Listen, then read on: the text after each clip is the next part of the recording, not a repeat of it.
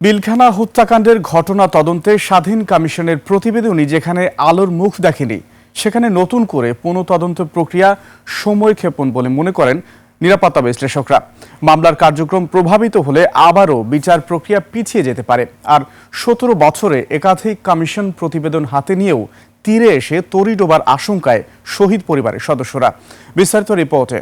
Shea butter ও vitamin E সমৃদ্ধ lily beauty soap, তারুণ্যময় উজ্জ্বল ত্বকের জন্য।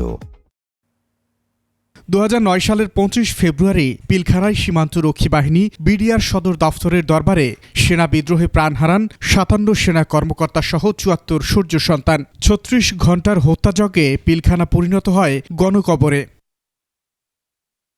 পিলখানা ট্র্যাজেডির পর বিস্ফোরক আইনে একটি এবং আরেকটি হত্যা মামলা দায়ের হয়। ২০১৩ সালের ৫ নভেম্বর হত্যা মামলার রায়ে ১৫২ জনকে মৃত্যুদণ্ড, ১৬০ জনকে যাবজ্জীবন, ২৫৬ জনকে বিভিন্ন মেয়াদে কারাদণ্ড দেয় আদালত। খালাস দেয়া হয় ২৭৮ জনকে। আর ৪ জন আসামি বিচার চলাকালে মারা যাওয়ায় মামলা থেকে অব্যাহতি পান। ওই ঘটনায় প্রকৃত ন্যায় বিচার প্রতিষ্ঠার লক্ষ্যে একটি নতুন ও শক্তিশালী তদন্ত কমিশন গঠন করার ঘোষণা দিয়েছেন স্বরাষ্ট্রমন্ত্রী সালাউদ্দিন আহমেদ। চেহারার মধ্যেও আছে যে আমরা বিডিআর গঠনটা পুনঃতদন্ত অথবা একটা কমিশন গঠন করে কমিশনের রিপোর্ট অনুসারে কাজ করব। তবে স্বাধীন তদন্ত কমিশনের প্রতিবেদন এড়িয়ে নতুন প্রক্রিয়াকে সময়ক্ষেপণ বলে মনে করেন এই বিশ্লেষক। পুরো ঘটনার সাথে জড়িত তিনি কিন্তু আদেশ দিতে পারেন না এই তদন্ত করার জন্য। যেমন তৎকালীন প্রধানমন্ত্রী উনি কিন্তু আদেশ দিতে পারেন এটা করার জন্য, তৎকালীন সেনাপ্রধান আদেশ দিতে পারেন না, কারণ তারা এই ঘটনার একজন অংশীজন।